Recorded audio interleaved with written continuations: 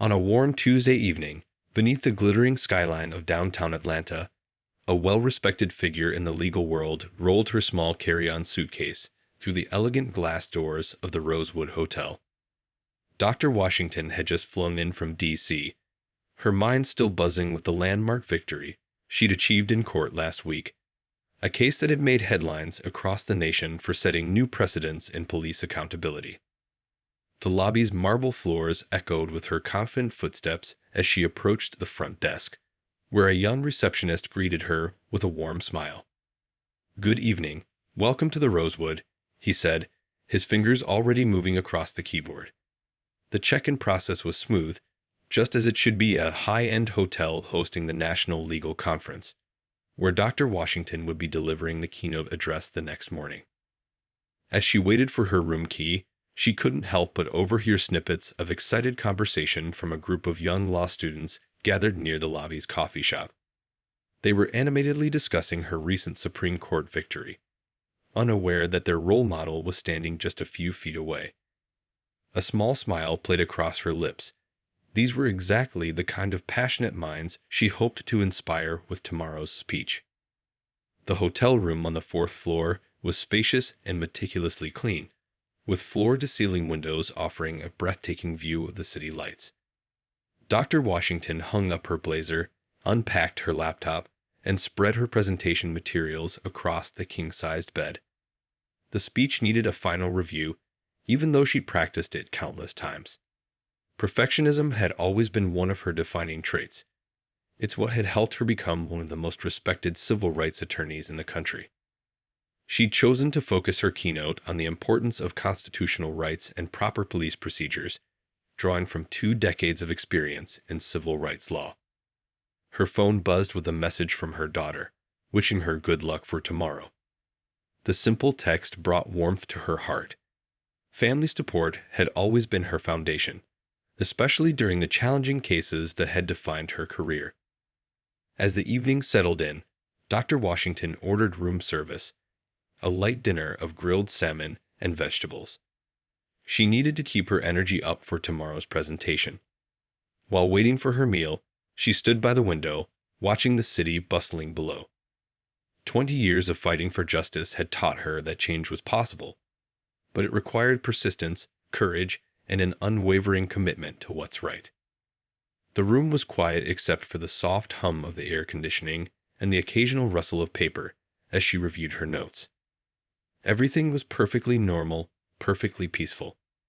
She had no way of knowing that in just a few hours, this very room would become the center of a controversy that would shake the nation's conscience and lead to profound changes in police training and accountability.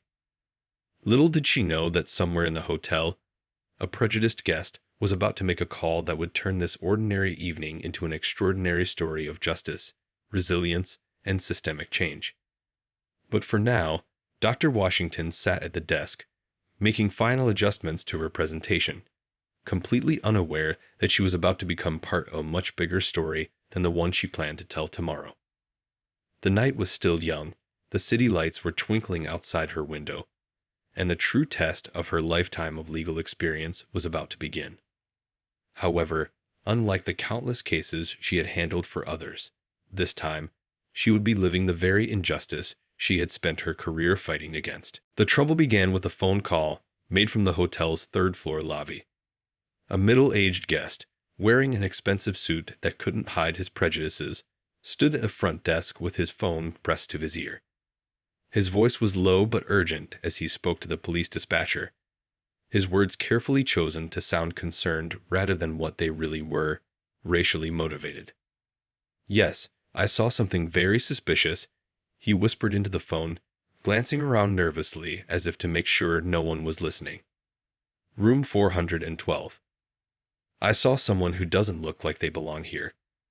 The dispatcher took down his report, though if they had probed deeper, they might have noticed how vague his actual descriptions were, how his concerns were based on nothing but his own biases. At the local police station, 3 officers were preparing to respond to the call. These weren't rookie cops making rookie mistakes. These were veterans who should have known better. Officers who had multiple complaints in their files about racial profiling, but somehow had managed to stay on the force.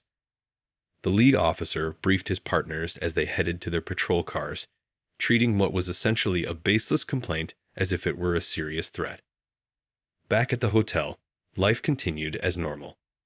The evening staff went about their duties, guests came and went through the lobby, and the soft music playing in the elevators gave no hint of the storm that was brewing. On the fourth floor, other guests were settling in for the night, unaware that their peaceful evening was about to be disrupted. In her room, Dr. Washington had just finished her dinner and was making the final touches to her presentation. She'd changed into more comfortable clothes, a simple black sweater and slacks, but kept her professional demeanor as she practiced key points of her speech. The irony of what was about to happen would not be lost on anyone. Here was a woman preparing to speak about police accountability, about to become a first-hand witness to why such accountability was desperately needed. The 3 police cars pulled up to the hotel entrance without sirens, but their presence didn't go unnoticed. The night manager watched with growing concern as the officers entered the lobby, their faces set with an intensity that seemed out of place for a simple check. They didn't stop at the front desk to verify the complaint. They didn't ask to review security footage. They didn't follow any of the proper protocols that should have been standard procedure. Instead, they headed straight for the elevators, their hands resting on their belts in a way that made the hotel staff uncomfortable. A young bellhop who tried to ask if they needed assistance was brushed aside with a stern warning to stay out of their way. The elevator doors closed on the 3 officers, and the digital display showed their ascent to the 4th floor. Meanwhile, in the hallway of the 4th floor, a couple returning to their room noticed the elevator numbers climbing. They had no idea they were about to witness something that would soon make national headlines. The elderly woman who lived down the hall had just stepped out to get some ice, her bucket in hand, when she heard the elevator ding. The air in the hallway grew thick with tension as the officers stepped out. They moved with purpose, checking room numbers as they went, their footsteps heavy on the carpeted floor. Other guests, hearing the commotion, peeped through their door viewers, some instinctively reaching for their phones, sensing that something wasn't right. The officers arrived at room 412, exchanging looks that suggested they had already decided what they would find inside. They hadn't bothered to verify the caller's claims. They hadn't checked with hotel management. They had simply acted on a prejudiced report, about to make a mistake that would expose not just their own biases, but a deeper problem within the system they represented. The next few moments would change everything. For the officers, for Dr. Washington, and for the ongoing national conversation about police reform and racial justice. But right now, as they stood outside her door, none of them knew they were about to become part of a story that would be told and retold as an example of both what's wrong with the system and how it can be made right. The peace of room 412 was shattered without warning. The door burst open with a force that made the walls shake, and 3 officers stormed in, their boots heavy on the carpeted floor. Dr. Washington, who had been quietly reviewing her notes at the desk, jumped up in shock. Her papers scattered across the floor, floating down like leaves in an unexpected storm. "Hands where we can see them," the lead officer shouted, his voice unnecessarily loud in the confined space. The other 2 officers spread out, one moving toward the bathroom while the other stood guard by the window. Their hands rested on their weapons, a threatening gesture that made no sense given the scene before them. A professional woman in a well-kept hotel room, surrounded by legal documents and a laptop showing tomorrow's presentation slides. Dr. Washington's heart raced, but years of courtroom experience had taught her to keep her composure in tense situations. She slowly raised her hands, speaking in a clear, steady voice that betrayed none of the fear and anger she felt. "Officers, I am a guest in this hotel. I'm a lawyer here for tomorrow's legal conference. My ID and hotel registration are in my purse on the bed." But the lead officer cut her off. "We received a report of suspicious activity in this room," he said, his tone making it clear that her words meant nothing to him. We need you to step away from the desk. He moved closer, his body language aggressive, while his partners continued their unnecessary search of the room. What these officers didn't realize was that their target was one of the nation's leading experts on police procedure and civil rights law. As they roughly pushed aside her belongings, Dr. Washington carefully observed and mentally noted every violation of protocol they were committing. Her phone, still on the desk, was quietly recording everything, a habit she had developed after years of representing clients in similar situations. "Officers," she tried again, her voice firm but professional. "I need to inform you that you are currently violating several established procedures. You've entered this room without a warrant or probable cause. You haven't identified yourselves or shown your badges. I have the right to know why you're here and who authorized this entry." The youngest officer paused, something in her tone making him uncertain. But the lead officer pressed on, either not recognizing or choosing to ignore the warning signs in her careful, legally precise language. He gestured to his partner to continue searching through her belongings, knocking her carefully organized presentation materials to the floor. Outside in the hallway, a small crowd had gathered. The commotion had drawn other hotel guests from their rooms, and several had their phones out, recording the scene through the open door. The elderly woman with the ice bucket had hurried to the front desk, alerting the hotel management to the situation unfolding on the fourth floor. Dr. Washington remained standing, hands visible, her mind racing, but her exterior calm. She'd spent years teaching law students about moments exactly like this one, about the importance of remaining clear-headed, about knowing your rights, about documenting everything. Now she was living through what she had previously only analyzed in courtrooms and lecture halls. "I want each of your badge numbers," she stated clearly, her voice carrying to the phones recording in the hallway. "I also want the name of your supervising officer and the specific complaint that brought you here." Her words were measured, precise, and loud enough to be clearly captured by every recording device in the vicinity. The lead officer's expression flickered, the first sign that he might be realizing this situation wasn't what he had expected. His partner by the window shifted uncomfortably, perhaps finally noticing the professional certificates that had fallen from the desk, or the legal textbooks scattered across the floor with their author's familiar face on the back covers. But before anyone could speak, the elevator doors at the end of the hall dinged open. The hotel manager stepped out, accompanied by a police lieutenant whose arrival would mark a dramatic turning point in the evening's events. The story was about to shift from one of prejudice and power abuse to one of accountability and justice. The atmosphere in room 412 changed instantly when the police lieutenant stepped through the doorway. His presence brought a sharp intake of breath from the three officers who had been conducting their unauthorized search. The lieutenant's eyes scanned the scene quickly, the scattered papers, the professional woman standing calmly with her hands still raised, and his officers looking increasingly uncomfortable. "Stand down," the lieutenant ordered, his voice carrying the weight of decades of experience. His eyes widened with recognition as he looked at Dr. Washington. Just last month, he had attended a law enforcement training seminar where she had been the keynote speaker. The irony of the situation wasn't lost on anyone in the room.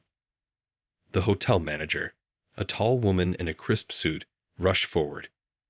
"Dr. Washington, I am so deeply sorry about this," she said, her voice shaking with genuine distress. "We had no idea the officers were coming up here.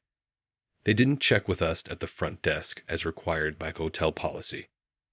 The three officers slowly began to realize the gravity of their mistake. The youngest one had already holstered his weapon, his face turning pale.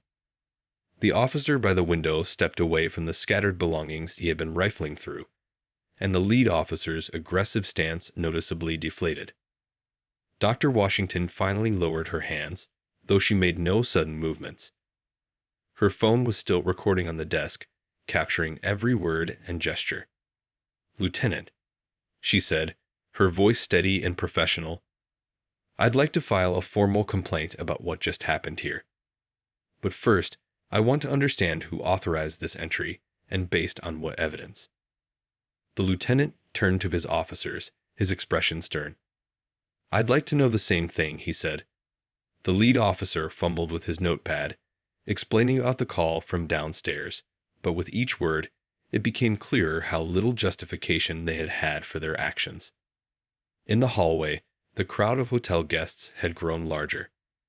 Some were still recording, while others whispered among themselves, recognizing Dr. Washington from television appearances or her recent Supreme Court victory.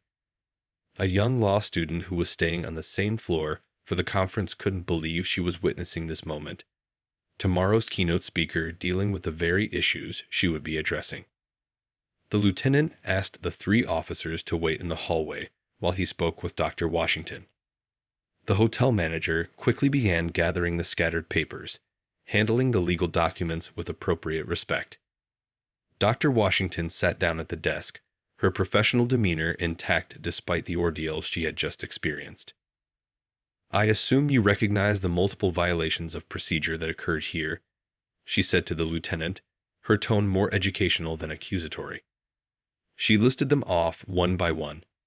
Entering without probable cause, no warrant, no announcement of presence, no verification of the complaint, no check with hotel management, and an aggressive approach to a situation that required nothing more than a routine inquiry. The lieutenant nodded, taking notes of his own. He had spent the last year working on department reforms, and he knew this incident would become a powerful example of why those reforms were necessary. "Dr. Washington," he said, "I want you to know that this will be thoroughly investigated. But I think we both know this needs to be more than just an internal review." Outside in the hallway, the 3 officers stood quietly, their earlier bravado completely gone. They could hear snippets of conversation from the room, and with each passing moment, they better understood the significance of what they had done, and who they had done it to.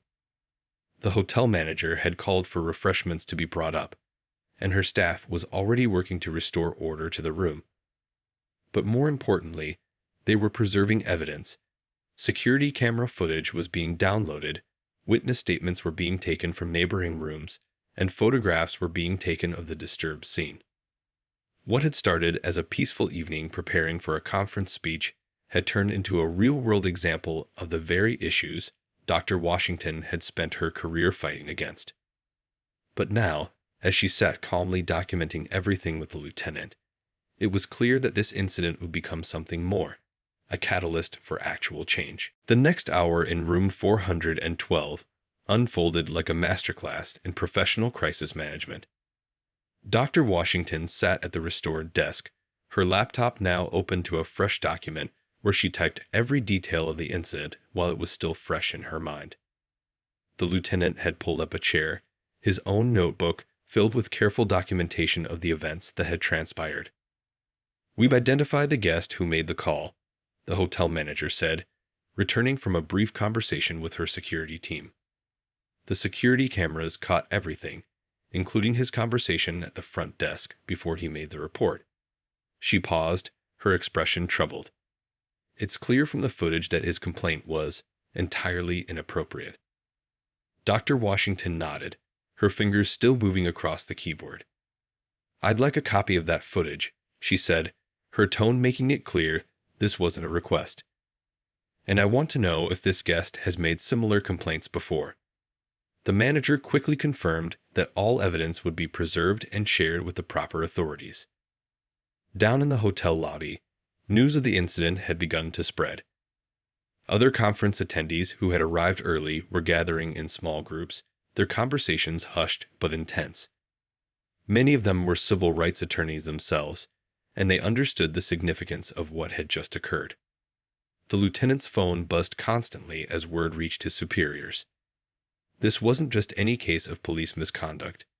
This was a highly respected legal expert, a woman who had argued and won cases before the Supreme Court, being subjected to exactly the kind of treatment she had spent her career fighting against. "I want to be clear about something," Dr. Washington said, looking up from her laptop. "My goal here isn't to punish individual officers. This is about addressing a systemic problem." She turned her screen to show the lieutenant what she had been writing. not just a complaint, but a comprehensive outline for department-wide reforms. In the hallway, the three officers were being escorted downstairs by their supervising surgeon who had arrived on the scene. Their faces showed a mix of emotions: shame, fear, and perhaps, for the first time, real understanding of the impact of their actions. They had just provided a perfect case study for why police reform was necessary. The hotel's response was swift and comprehensive. The guest who had made the false report was being escorted from the property, his future reservations canceled. The manager had already arranged for Dr. Washington to be moved to the hotel's best suite, though Dr. Washington declined, stating she preferred to stay exactly where she was. "This room is now part of the story," she explained simply. As midnight approached, the immediate crisis had been handled, but the real work was just beginning. Dr. Washington's phone lit up with messages from colleagues, news outlets, and civil rights organizations. The incident was already trending on social media, with clips from guests' recordings spreading rapidly across various platforms. The lieutenant stood to leave, his notebook full of notes and action items. "I'll need you to come down to the station tomorrow to file a formal statement," he said, then caught himself. "I apologize. You have your keynote address tomorrow. We can work around your schedule." Dr. Washington smiled for the first time that evening. "Actually," she said, "I think I'll be making some changes to my speech. Tonight's events have given me something much more immediate to talk about." She turned back to her laptop, beginning to revise her presentation to incorporate this fresh example of why her work mattered. Outside the hotel, a small group of reporters had already gathered, tipped off by social media posts about the incident. But they would have to wait until morning for their story. Dr. Washington had decided that her first statement would be made during her keynote address, turning this personal incident into a powerful teaching moment for everyone in attendance. The night settled into a quieter rhythm, but there was a sense that something significant had shifted.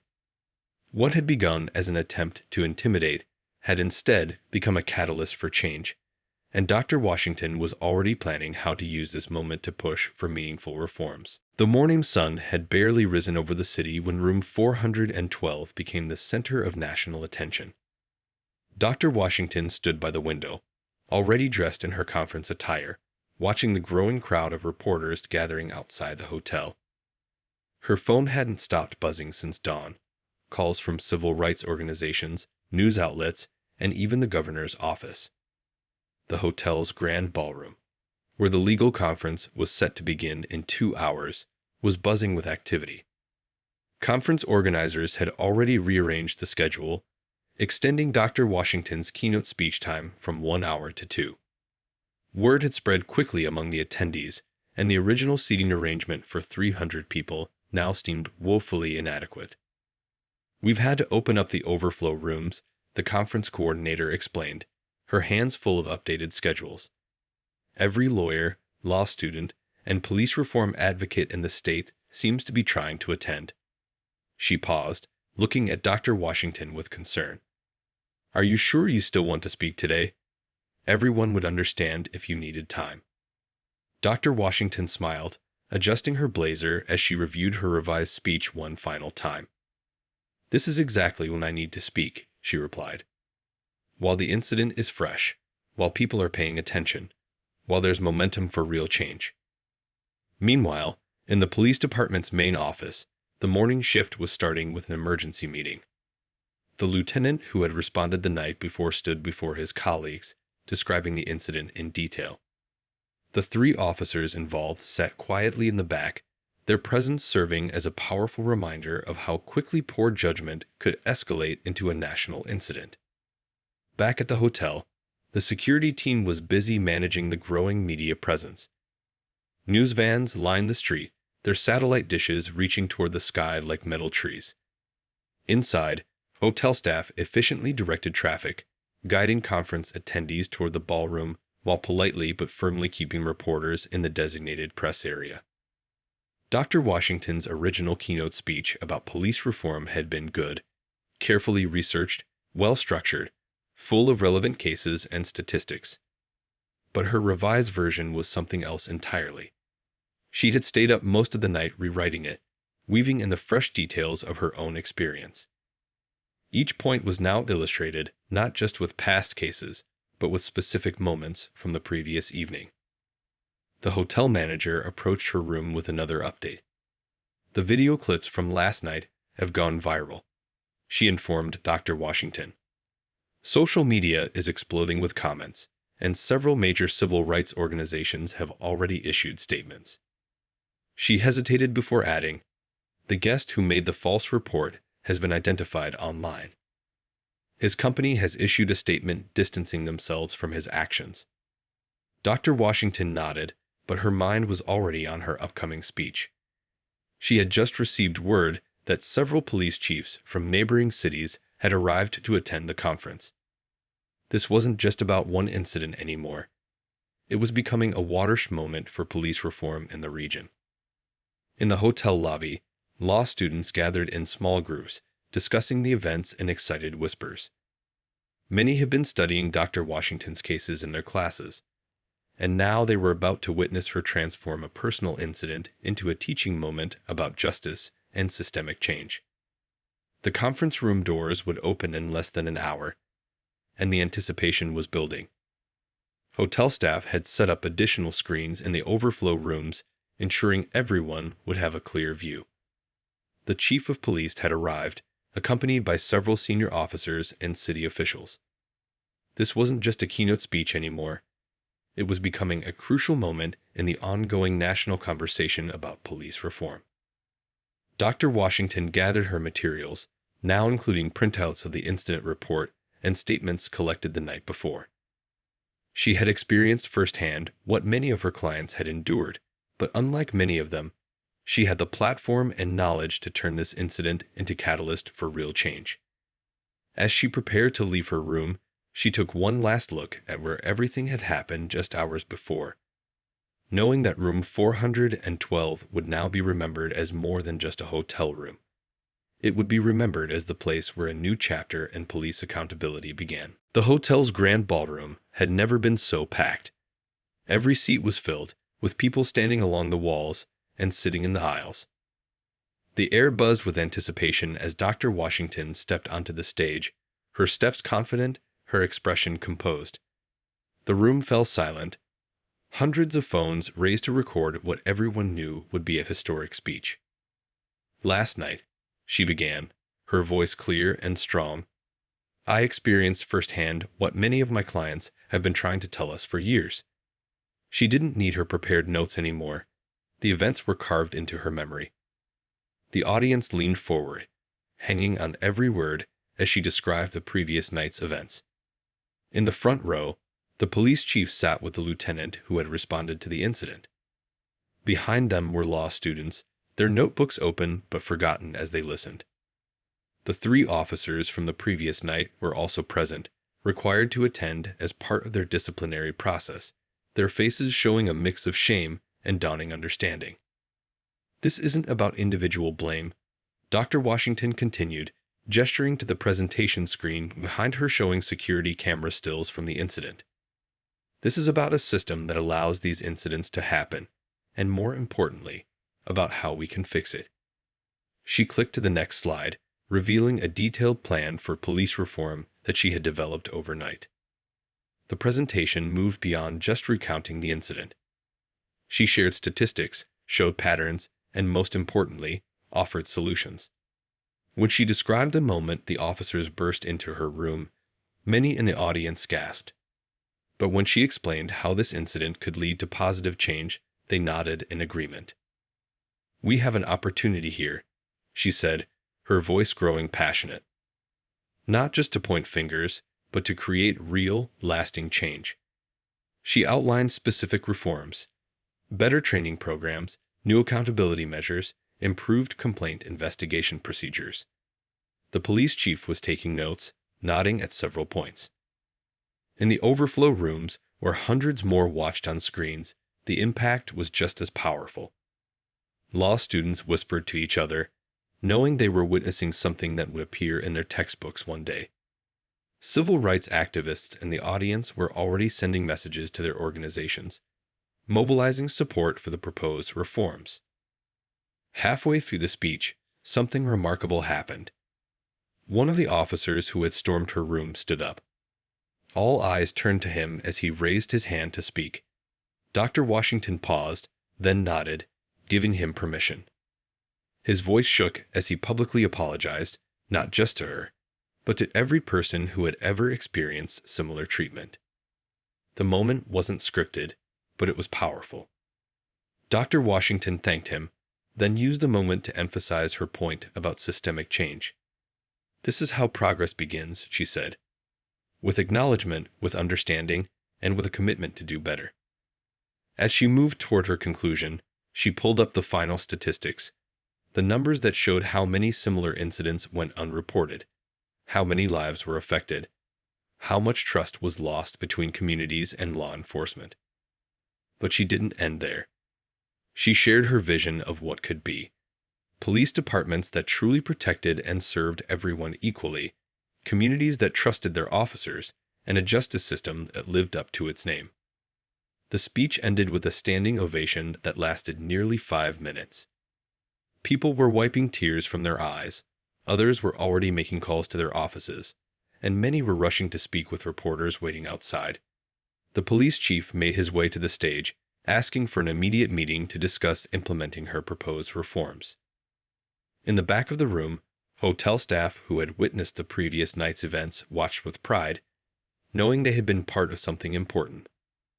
The hotel manager stood near the door, already fielding calls from other hotels asking about implementing new security protocols to prevent similar incidents.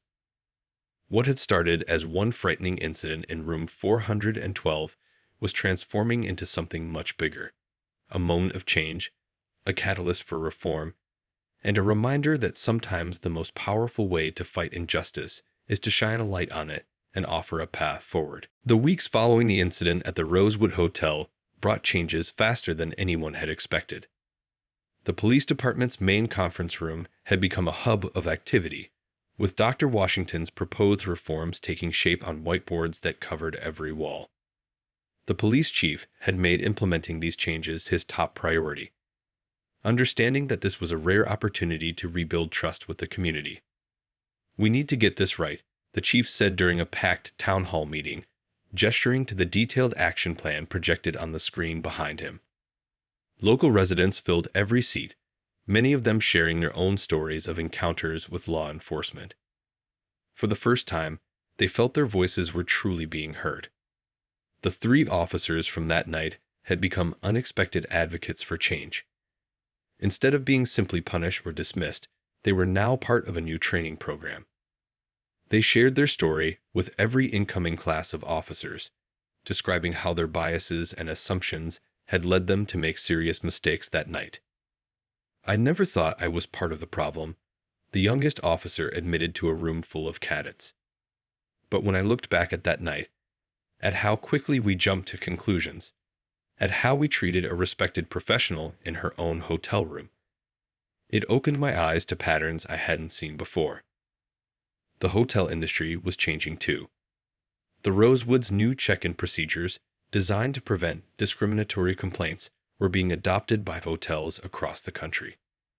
Front desk staff received special training on handling potentially biased reports, and security teams were instructed to verify complaints before contacting law enforcement.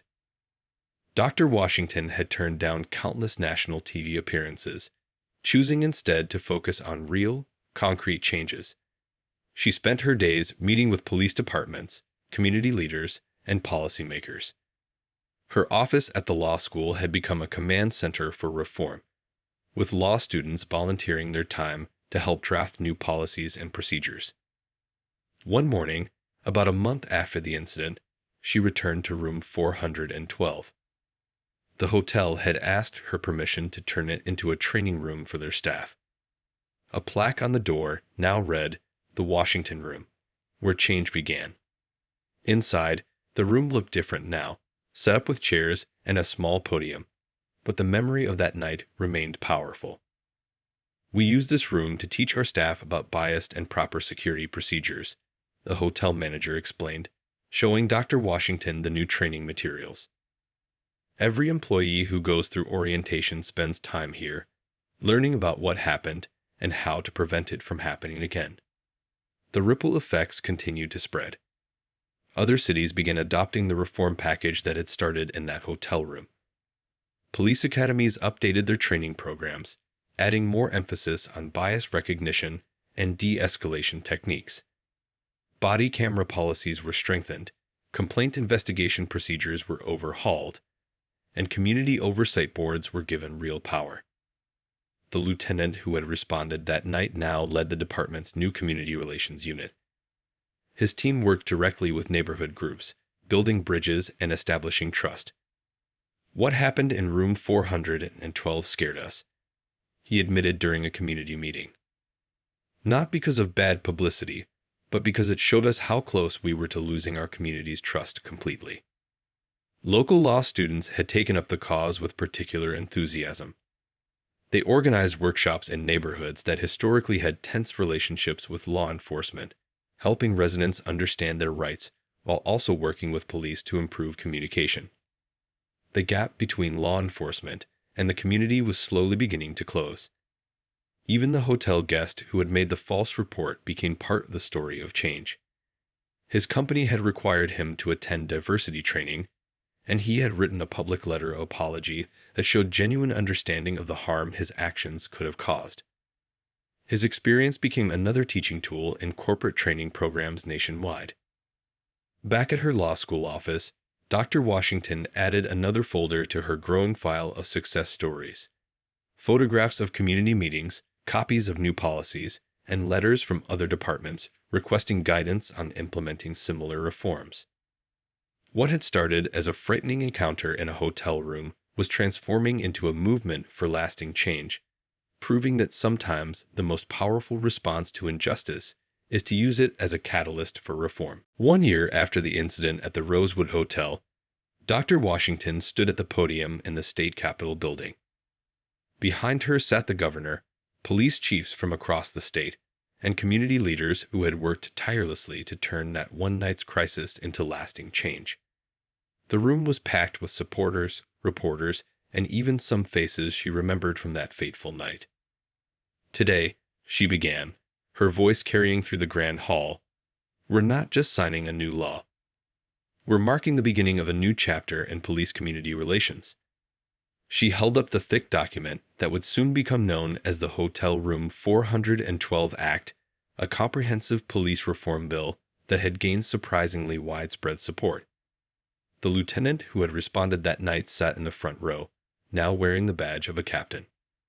His promotion had come after successfully implementing the new training programs that had started in his department and spread across the state. Next to him sat two of the original officers from that night, both now serving as trainers in the police academy's reformed program. Change doesn't always come from grand plans or political movements, Dr. Washington continued, gesturing to the crowd. Sometimes it comes from moments that force us to confront uncomfortable truths. Room 412 was such a moment. The audience nodded, many of them having played their own parts in the story. The new law included everything they had fought for over the past year. Mandatory bias training for all law enforcement officers, strict protocols for responding to hotel and residential complaints, enhanced accountability measures, and community oversight boards with real power. But perhaps more importantly, it had changed how people thought about police reform.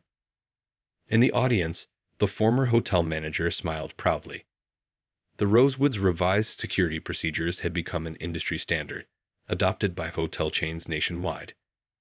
The training room that had once been room 412 had hosted thousands of hotel staff members, law enforcement officers, and community leaders, all learning from what had happened there. Dr. Washington shared stories from the past year, stories of police officers and community members working together, of reformed procedures preventing similar incidents, of trust being rebuilt step by step.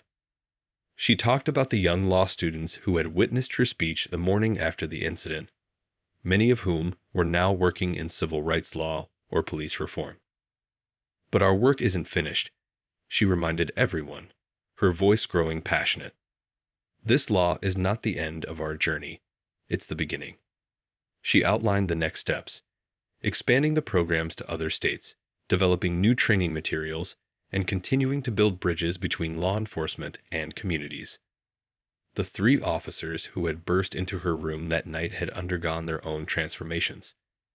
Instead of being bitter about the disciplinary actions they'd faced, they had become advocates for change, sharing their story at police academies across the country. Their honest acknowledgement of their mistakes and commitment to improvement had become a powerful teaching tool. As Dr. Washington prepared to sign her name as a witness to the new law, she paused to look at the crowd. There were faces from every part of the journey: hotel staff, police officers, community activists, lawmakers, and ordinary citizens who had all played their parts in turning one frightening incident into a movement for positive change. Room 412 taught us something important, she concluded, picking up the pen. It showed us that change is possible when we have the courage to look at our mistakes honestly and the wisdom to learn from them. This law carries the number 412 not to remind us of what went wrong that night, but to show us how far we've come since then.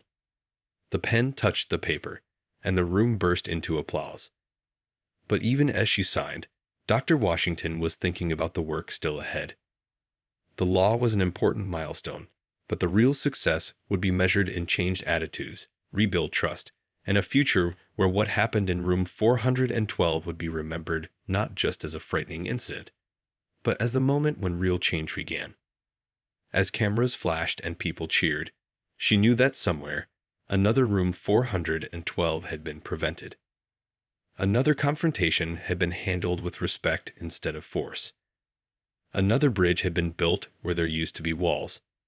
And that, more than any law or regulation, was the true legacy of that night at the Rosewood Hotel.